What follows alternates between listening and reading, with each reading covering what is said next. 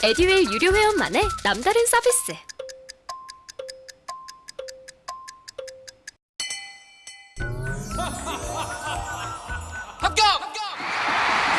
합격하고 돈도 받는 혜택. 오직 에듀윌 유료 회원에게만. 에듀윌. 무료 합격! 네, 안녕하십니까?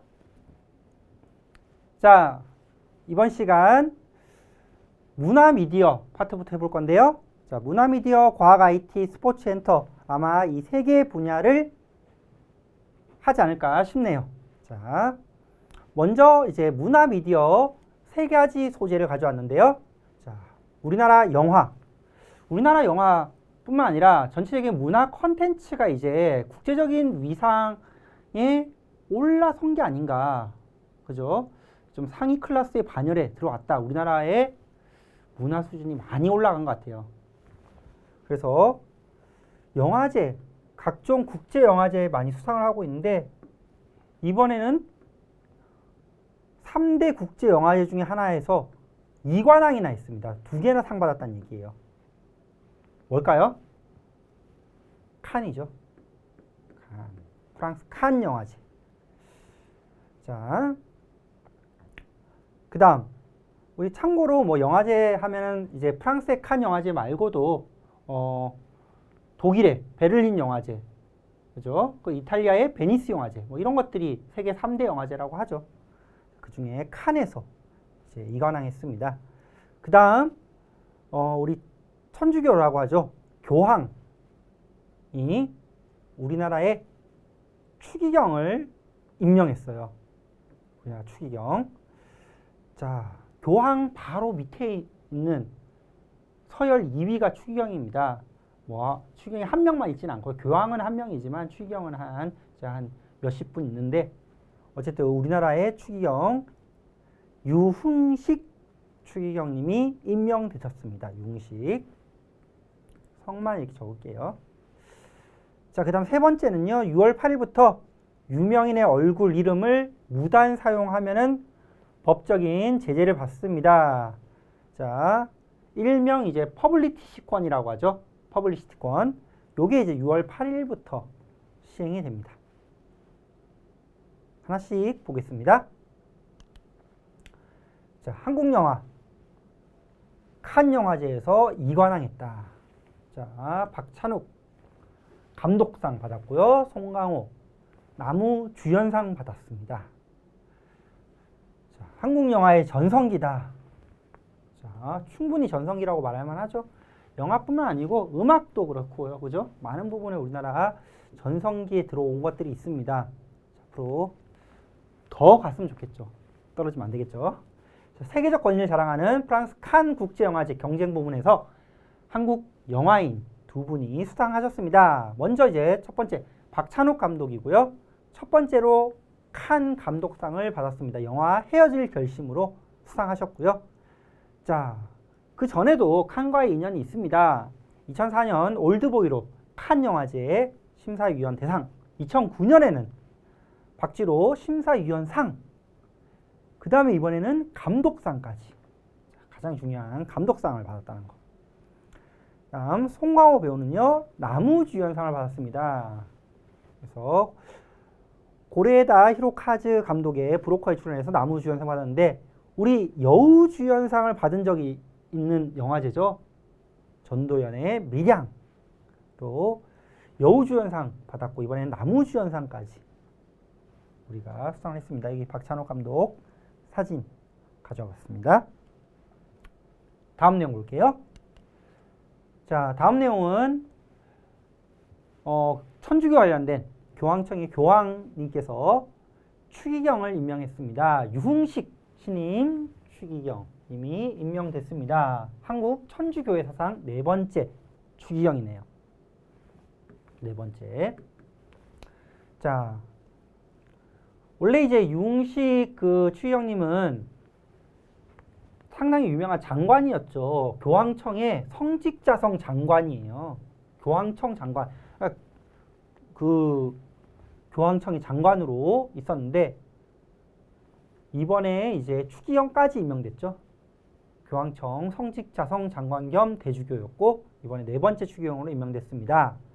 그래서 한국인 최초로 그 교황청의 성직자성 장관으로 임명된 것도 한국인 최초였는데 근 1년 만에 추기경까지 임명되었고요. 그 전에 이제 우리나라 추기경 임명되신 분들 김수환 추기경님, 정진석, 염수정 추기경님 이렇게 있었죠. 자, 이 추기경은 교황 다음의 권위와 명예를 가진 성직자십니다. 교황을 보필해서 교회를 원활하게 이끄는 2인자시고요. 교황을 뽑는 분이에요. 그리고 교황이 될 후보이기도 합니다. 교황의 선거권, 교황 뽑는 사람, 피선거권, 교황 될 수 있는 사람, 이 바로 추기경입니다. 그 중에서 교황이 나온다는 거예요. 참고로 이제 교황 뽑는 그런 모임, 회의, 추기경들의 모임, 회의를 콘클라베라 불러요. 콘클라베에 추기경들이 참여하는 비밀 교황 선출 투표다. 콘클라베 여기 이제 교황이 선출될 때까지 나갈 수가 없어요. 여기 한번 콘클라베 모여가지고 거의 뭐 만장일치 비슷하게 해서 이제 추대하는 거죠. 자, 그 다음 내용입니다. 자, 세 번째 6월 8일부터요. 이제 유명인의 얼굴 이름 이런 게 이제 다 경제적인 부가가치를 가지고 있다. 함부로 무단 사용하면은 제재를 받는다. 퍼블리시티권입니다. 자, 퍼블리시티권이 시행됩니다. 정확한 법적인 법 조항은요. 부정경제 방지 및 영업비밀 보호에 관한 법률에 있는 거고요. 자, 이걸 일반적으로 우리를 이런 거를 퍼블리시티권이라고 얘기합니다. 개념적으로요. 자, 국내에 잘 알려져서 경제적 가치를 가지는 성명, 이름, 초상, 얼굴, 음성, 서명 등 특정 사람임을 유명인임을 알 수 있는 것들은 다 돈의 가치가 있으니까 함부로 무단으로 그거 쓰면 안 된다. 이름, 사진 많이 쓰죠 우리가. 그죠? 음성. 이름은 모르겠지만 초상, 음성은 많이 쓰죠. 특히 초상, 사진을 많이 가져오죠. 요게 이제 다 경제적 가치가 되는 거니까 함부로 캡처해 가져오면은 이제 큰일 난다 이런 얘기죠. 이런 인적 표지를 무단 사용해서 타인의 경제적 이익을 침해하면은 부정 경쟁 행위로 인정되고 법적인 처벌을 받습니다. 퍼블리시티권 다시 한번 정리해 놨네요. 얼굴, 이름 등이 가지는 경제적 가치를 상업적으로 이용할 수 있는 권리. 자, 이런 퍼블리시티권이 기본적으로 인격권이라는 큰 이제 개념에 들어가 있는 건데, 자, 그 중에 이제 이 퍼블리시티권은 인격권 중에 양도나 매매 가능한 상업적 이용 요소만을 핵심으로 하기 때문에 인격권의 내용과 약간 구별할 필요는 있다. 인격권은 양도, 매매 이런 거 되지 않고 그 사람한테 가지고 있는 그 사람 고유의 어떤 권리 이런 건데 경제적으로 양도, 매매 가능한 거는 따로 좀 봐야겠죠. 그래서 그런 거를 특히 퍼블리시티권이라고 부릅니다. 자, 이렇게 정리했습니다. 다음 부문으로 가볼게요. 자, 다음 파트는 과학 IT 파트예요. 과학 IT 파트. 자, 세 가지를 가져왔는데요. 자, 구글, 국내법을 무시하고 구글이 우리나라에서 어떤 법을 냈는데 그걸 무시하고 뭐를 강행했다. 지금 논란이 많죠. 이 앱 개발자들 중에서는 모르는 사람이 없을 거예요. 뭡니까? 인앱 결제죠. 그렇죠? 지금 이것 때문에 뭐 IT 업계, 앱 만드는 업계에서는 상당히 지금 머리가 아플 겁니다. 인앱 결제. 두 번째, 이번에 애플이네요. 애플이 뭐를 열어서 M2 칩하고 iOS 16을 공개했습니다. 뭘까요? 구글의 개발자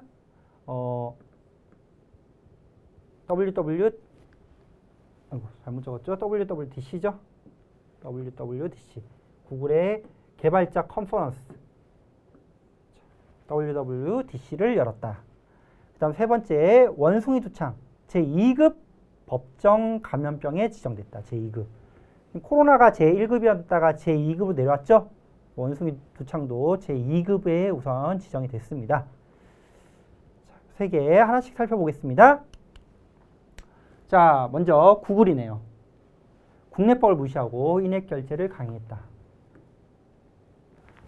구글이 이제 뭔가 그 꼼수를 부리는데 우리나라에서 뭔가 그 대응하기 위한 대응이 쉽지 않은 모양이에요. 그래서 이제 국내법을 잘 피해 가서 한 거죠. 자, 구글의 꼼수 한번 보겠습니다. 자, 6월 1일부터 구글 인앱 결제 방침을 따르지 않는 개발사는 플레이스토어, 구글의 플레이스토어죠.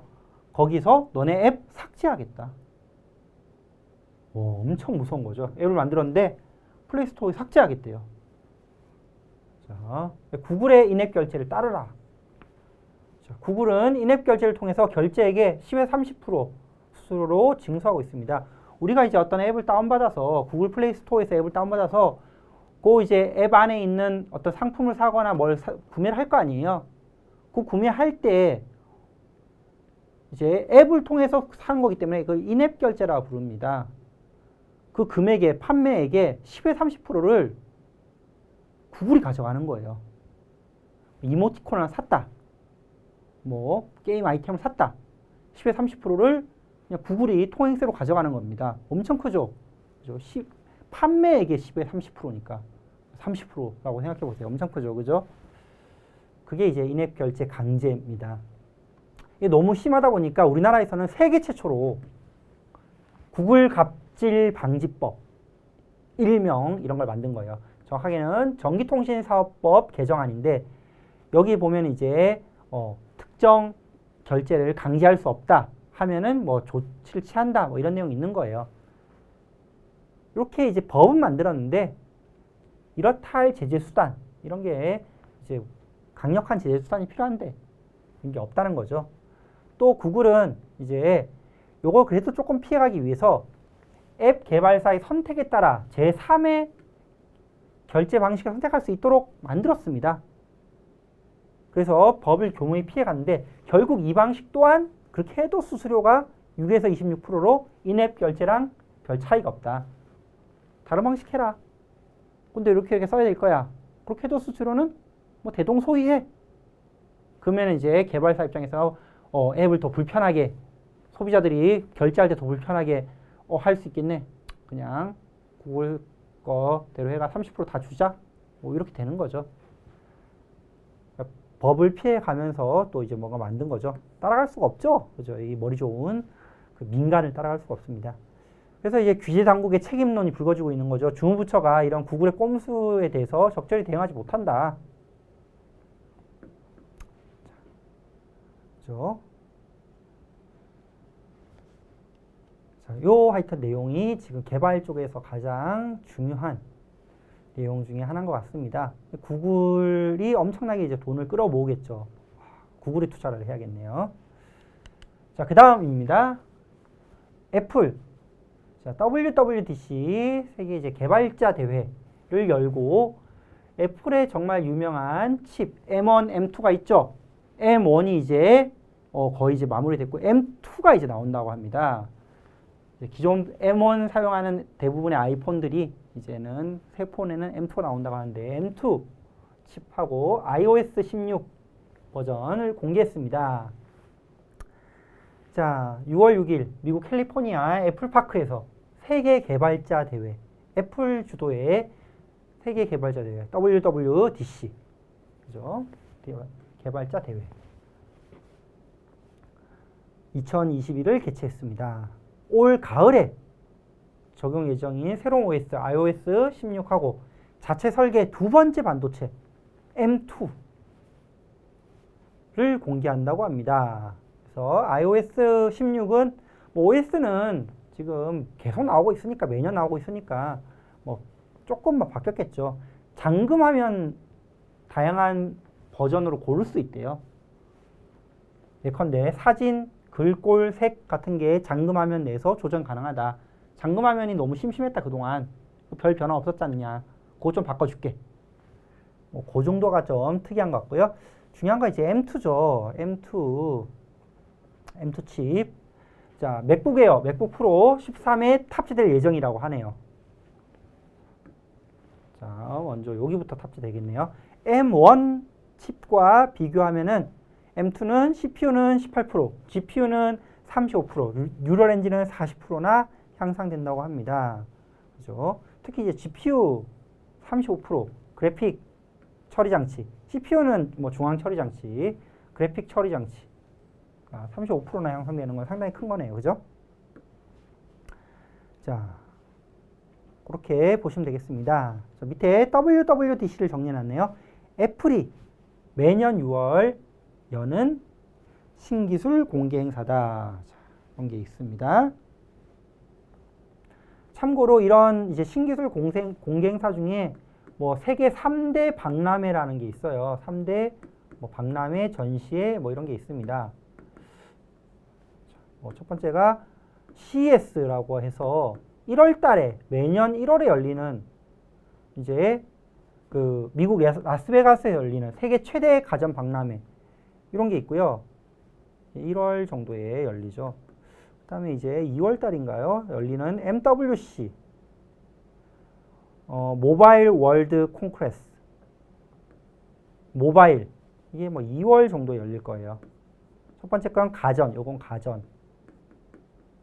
뭐 모바일이나 가전이나 뭐 요새는 다 차이 없이 다 신기술들 다 한 번에 공개되는데 그리고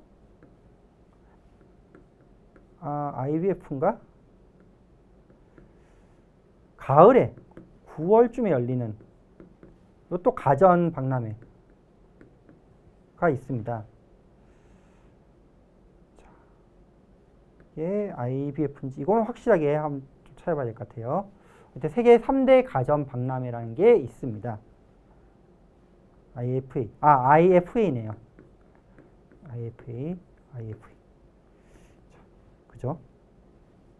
자, IFA. 이렇게 세계 3대 가전 박람회가 있고, 최근에는 저 WWDC까지 보통 한 4개 뭐 박람회 뭐 이렇게 얘기를 하는 것 같습니다. 자, 이렇게 볼게요.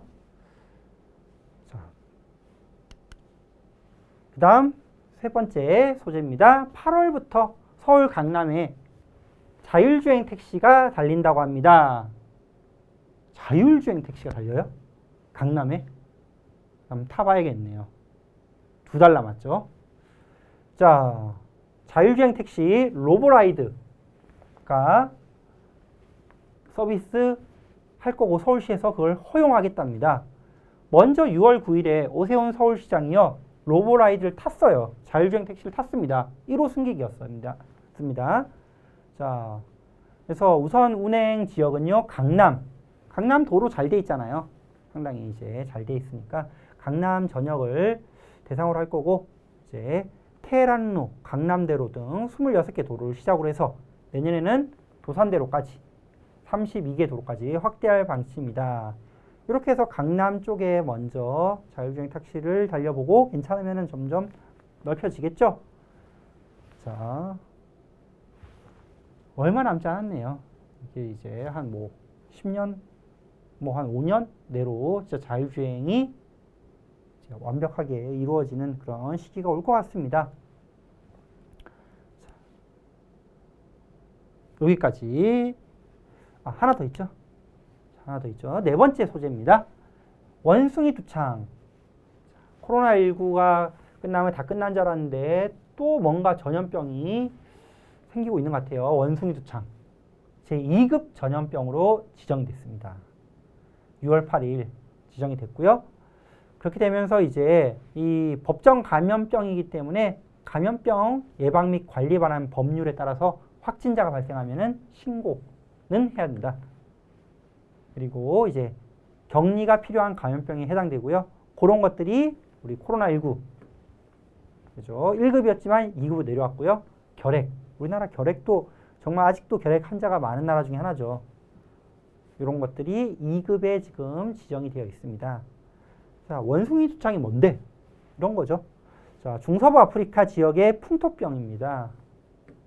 풍토병 바이러스.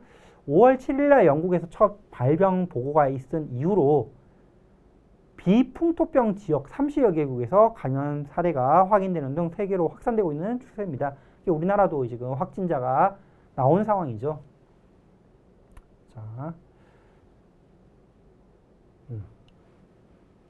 좀 더 이제 이 병에 대한 것들이 정보가 알려지면은 뭐 이게 공기 전염이 어떻게 되고 뭐 이렇게 이런 것들이 나오게 되겠죠. 그러면 이제 이게 더 확산이 될지 아니면은 어느 정도 제어가 될지 알 수 있는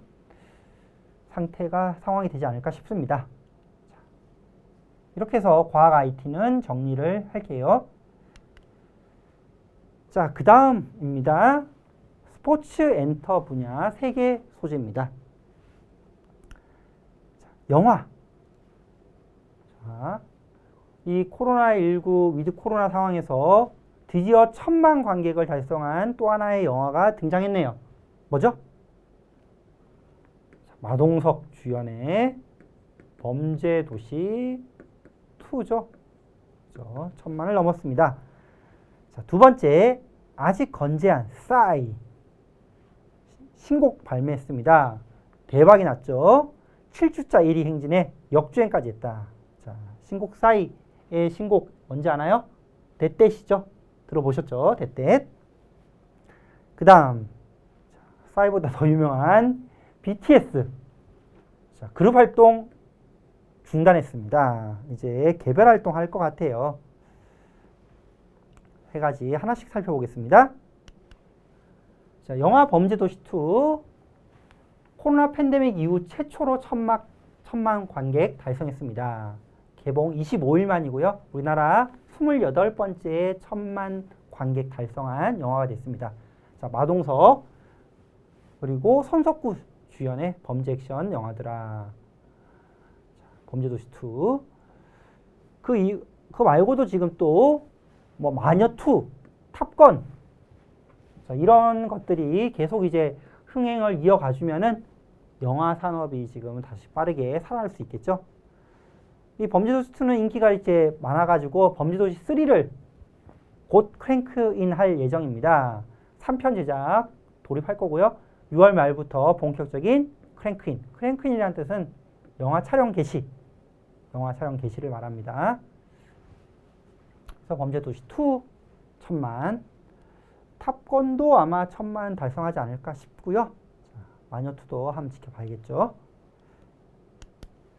자, 그 다음 두 번째입니다. 몇 년 만에 확 얼굴을 다시 알린 싸이입니다. 아직 건재하다.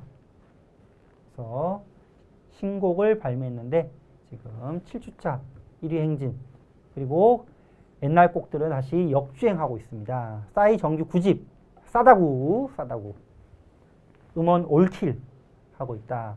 타이틀곡 데댓 멜론 탑백 그리고 월간 주간 차트 지니 월간 그리고 플로 24시간 차트에서 다 1위를 기록했고요. 공식 뮤직비디오는 2억 뷰 돌파했고 유튜브 음악 차트 통계 최신 차트 5월 27일에서 6월 2일에서도 글로벌 인기곡 11위에 랭크됐습니다. 우리나라 K-팝 음악 중에 지금 최고 순위라고 하네요. 요 주에서 최고 순위. 자, 그 다음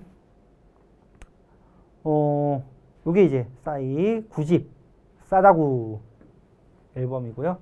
요 대댓의 이제 인기에 힘입어서 다른 곡들도 이제 역주행하고 있다더라. 싸이가 최근에 모습을 좀 자주 드러내는 것 같죠? 그죠? 특히 이제 대학가에서 그 축제할 때 싸이를 많이 또 불렀다고 합니다. 그 다음은 조금 슬픈 소식이네요. 앞선 내용과 반대로. 자, BTS가 우리 이제 그룹 활동은 잠정적으로 중단하겠다. 라는 거죠. 그래서 뭐 아직 해체까지는 아니고 그룹 활동 중단, 개인 활동으로 가면서 이제 나중에 해체를 하겠죠. 자, 방탄소년단이 데뷔 9년 만에 그룹 단체 활동을 전격 중단하고 개인 활동으로 이제 2막을 열기로 했다. 병역 문제도 끼어 있고 이제 긴 활동으로 인한 피로감 등도 있고 그죠? 뭐 그보다 뭐 또 이제 계약 갱신 뭐 이런 문제가 또 있겠죠. 그죠? 한편 이렇게 되면서 이제 소속사 하이브 상장했던 하이브 주가가 장중 하한가에 가깝게 27%나 폭락했습니다.